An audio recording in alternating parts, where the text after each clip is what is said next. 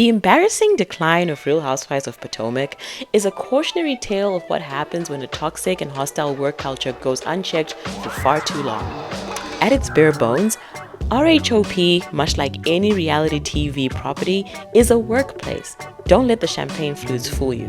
This is a group of women that is contractually obligated to appear on screen together, share their lives, and create a good product that makes Bravo money. This is very important.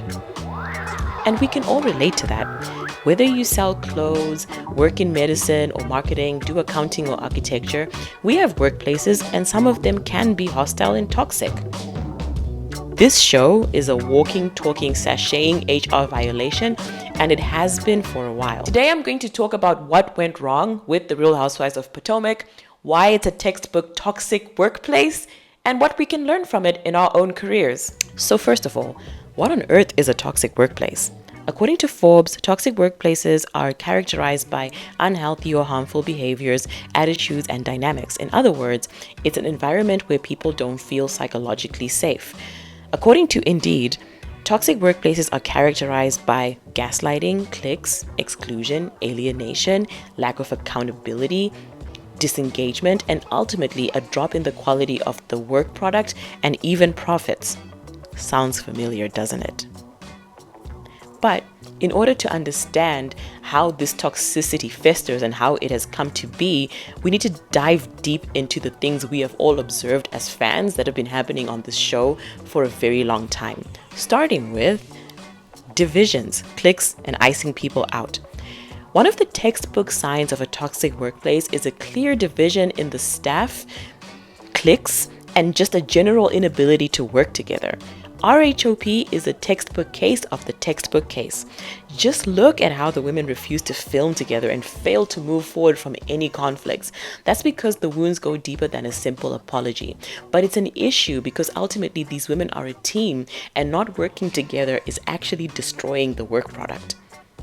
Number 2, no accountability.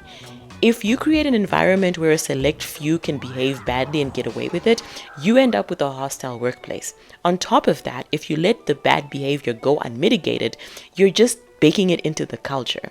We've seen it time and time again on this show, how the people who have wronged others just refuse to apologize, say they're wrong, and take accountability and ownership for their part in the destruction of the cast camaraderie and sisterhood. Accountability is key to healthy group dynamics and the resolution of conflict. If your workplace doesn't have it, it's going to be hard to make it a psychologically safe space. In the season 8 reunion, you can almost see the exact moment Candace realizes that there's no accountability on that stage, and I'm sure, along with her motherhood, it was a motivator for her ultimate departure. Next, gaslighting, finger pointing, and shifting goalposts. The clip from the reunion where Giselle blames the season finale brawl on Wendy, Candace, and Kiana was the nail in Potomac's coffin. Or that's what I believe, at least. It was shocking that her hatred for the first two permeated even her understanding of facts. It is a good thing that that fight was recorded, because best believe if it wasn't, a completely different narrative would have been created and pushed. At its core, this is an unfair, gaslighting, goalpost shifting work environment where the people who perpetrate it seem to get rewarded for it.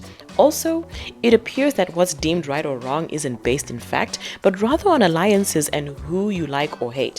When Candace beat up Monique in an earlier season, she was told it was because of her mouth. Then we shift to condoning violence when Mia threw a drink in Wendy's face. Make it make sense. Next point. Mishandling taboo and delicate subjects. Now you know you're in a toxic workplace when sensitive and taboo topics are handled carelessly. RHOP has done this on 2 particular occasions. First, let's talk about the C word, not that C word. For a long time, the show has been accused of colorism, and it has never been treated with the delicate hands it should be.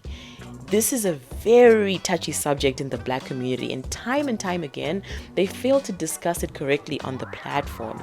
Contrast that to Love and Hip Hop Atlanta, where a racial slur was hurled at a cast member earlier this season. I can't believe I'm saying this, but I was thoroughly impressed by the decision to host a cast roundtable discussion helmed by a capable facilitator to deal with the issue. it instantly made me think of Potomac and how they continue to deal with colorism in the wrong way, giving us lazy surface level conversations instead of digging deep into the issue to hopefully facilitate healing for the ladies. Then we have the shrine issue. And I'm sure all my fellow Africans let out a collective groan when this came up. Now, I'm not Nigerian, I'm Zimbabwean, but the witchcraft issue is a really sore subject in a lot of our cultures, and true to form, it was handled badly. Favoritism. When management sets organizational rules that in practice don't apply to the whole group, it sows seeds of distrust, conflict, and paranoia. Production and maybe even the network have clear favorites who aren't held to the same standard as everybody else. After the season 8 reunion, Candace revealed that production told her to tone down the vitriol. Interesting how the others weren't given the same memo. Monique Samuels even revealed that at the iconic Binder reunion, Giselle had a full-blown meltdown which was filmed but not aired. Interesting. The women aren't held to equal standards. Some can get away with anything, while others get their feet held to the fire. It's a concerning trend, and really dangerous conclusions can be drawn from it. I'll leave it there. The producers have clear favorites and people whose agendas they like to push, and it has killed the show. No matter what, they take the side of the GEBs, even when they are really, really, really in the wrong. You can't help but wonder what on earth Giselle has on these people, because it's so blatant at this point that she's management's favorite, even if she's not the fan favorite anymore. In any workplace, this amount of favoritism is a cause for concern. If you want to destroy your entire business, single out a select group or individual, shower them with praise, reward them and refuse to reprimand them. Do what Bravo is doing on RHOP at your own risk. Not dealing with bad apples.